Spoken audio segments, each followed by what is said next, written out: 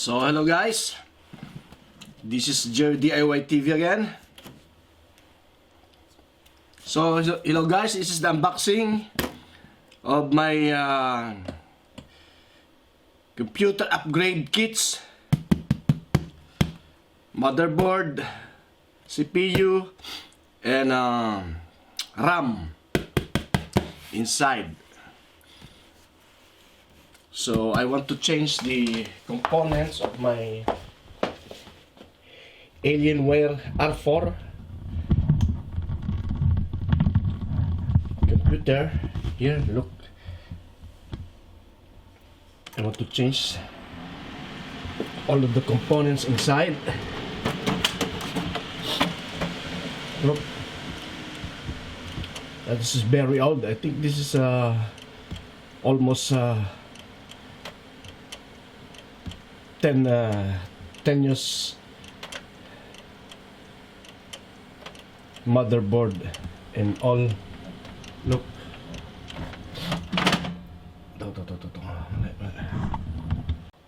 So hello guys, this is my PC upgrade kits. Let's unbox it. I bought it in Infomax here in Paris, France.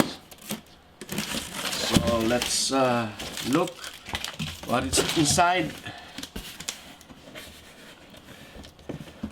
I ordered the motherboard, CPU, and 16 gig of RAM. So let's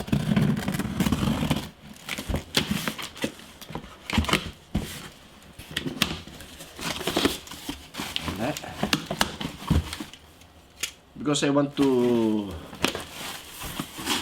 replace my computer.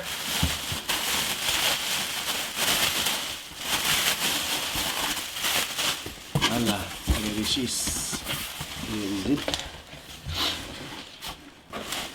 This is the this is the pan, the cooling pan for the CPU. Look. So here, this is my receipt.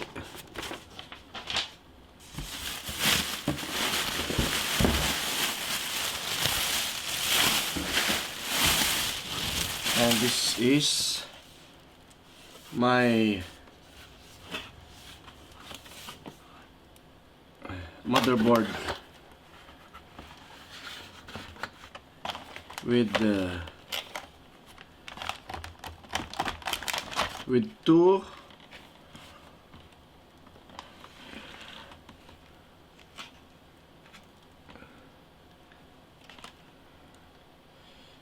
DDR4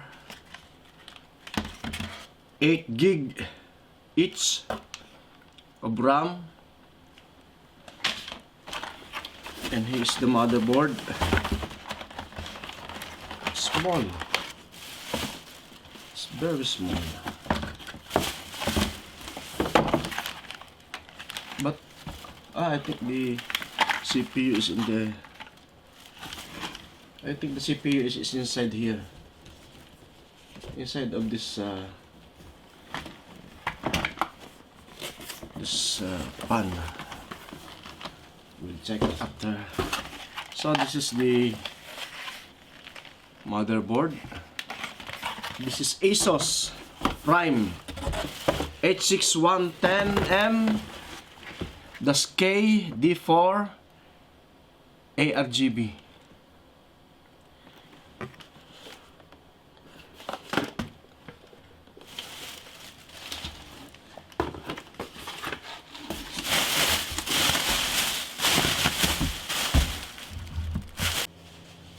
So this is the motherboard.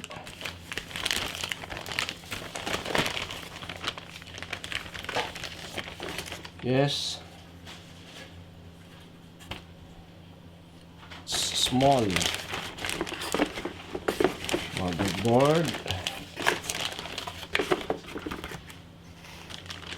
And what is that?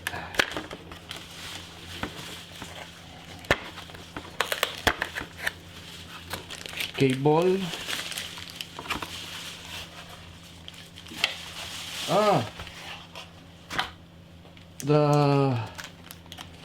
The CPU is already connected to the motherboard. Look, i5.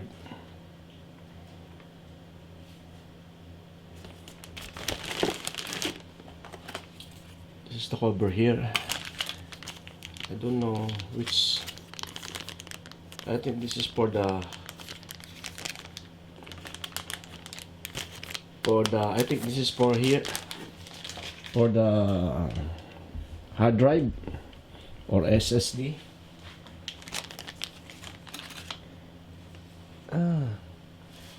What I'm looking for the,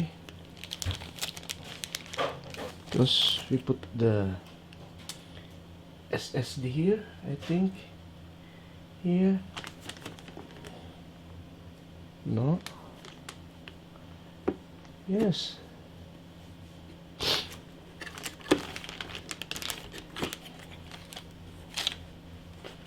And this is the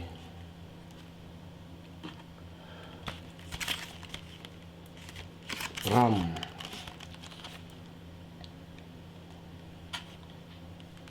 GB. This is 16 GB. And this is the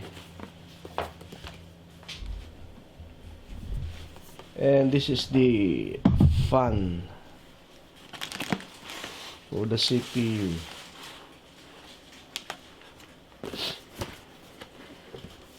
So we can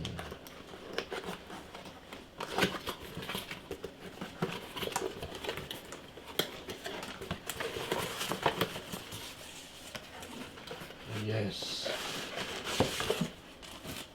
Wow, it's nice.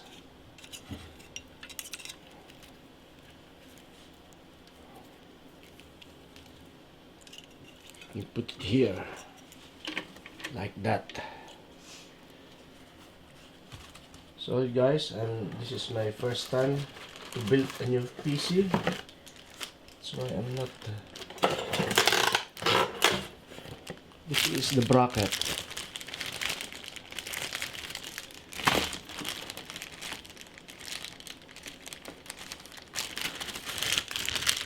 This is the bracket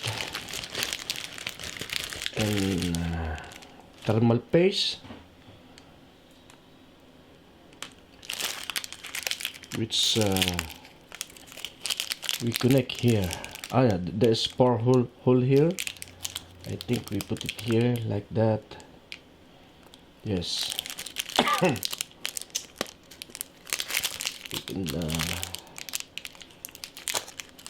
You check in the manual after. So yes.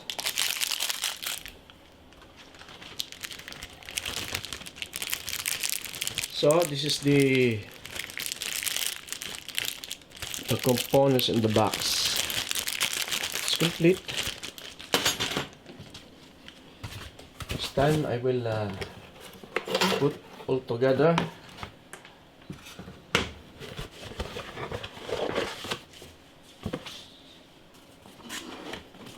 So this is the manual.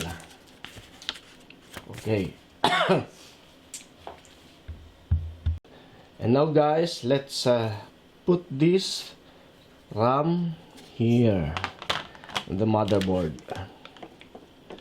So make sure that the slot here is in the same position, so we can just open, and this is voila, something like that.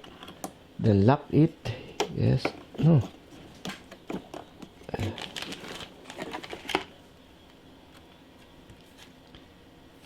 think.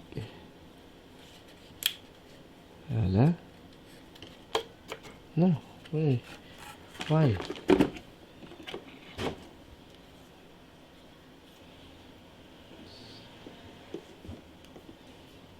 Yes, this is the right. If you don't like that.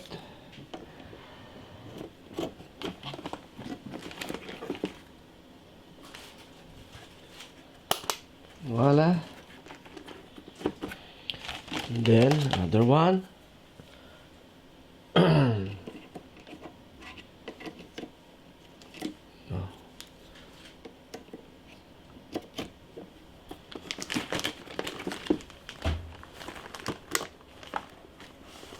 Voila.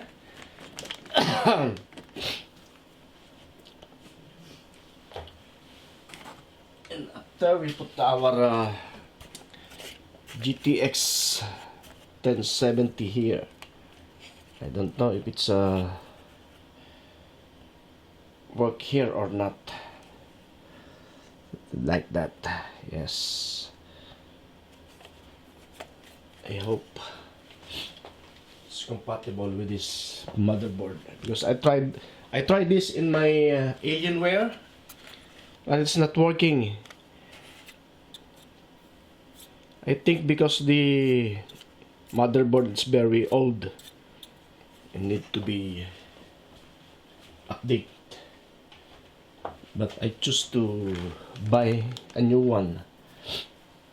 And then let's check the manual for the bracket.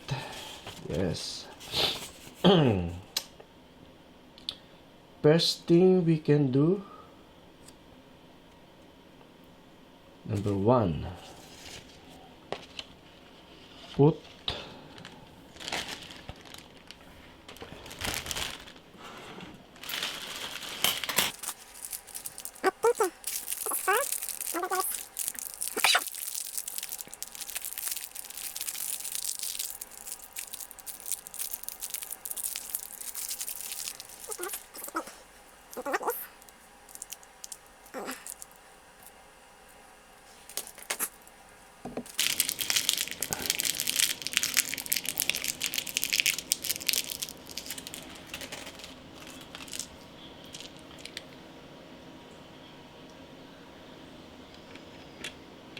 yes. Yes.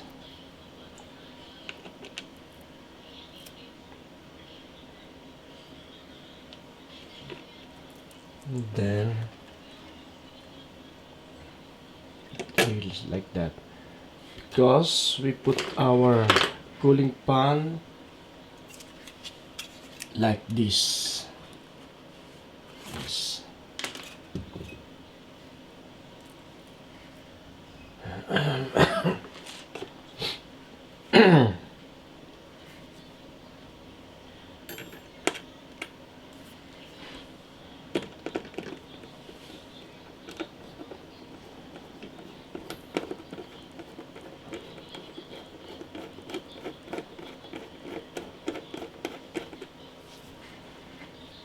So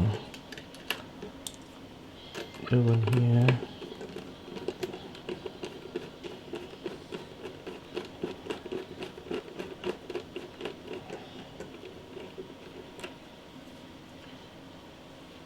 Make it sure it's in the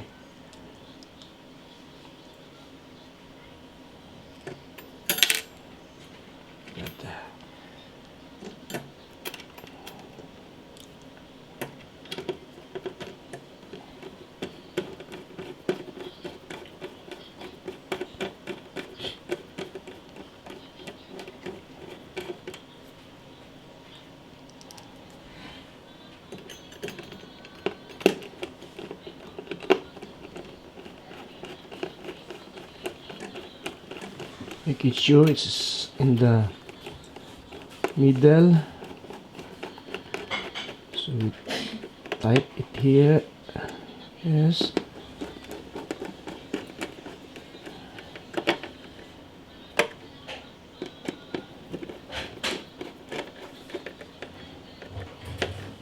Voila.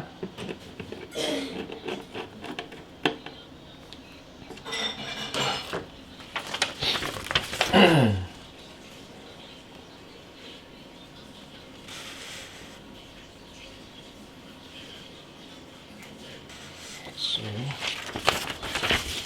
let's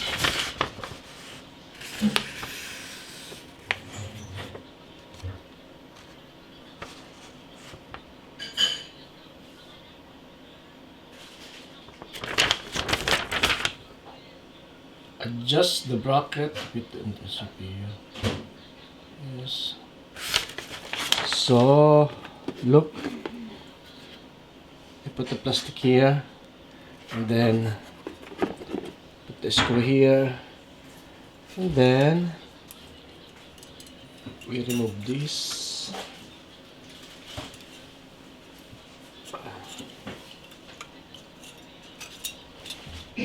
No, I don't want to remove. So we put it like this, like that. Am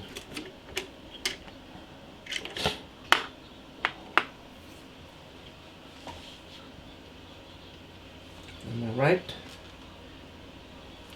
I think this is the right position.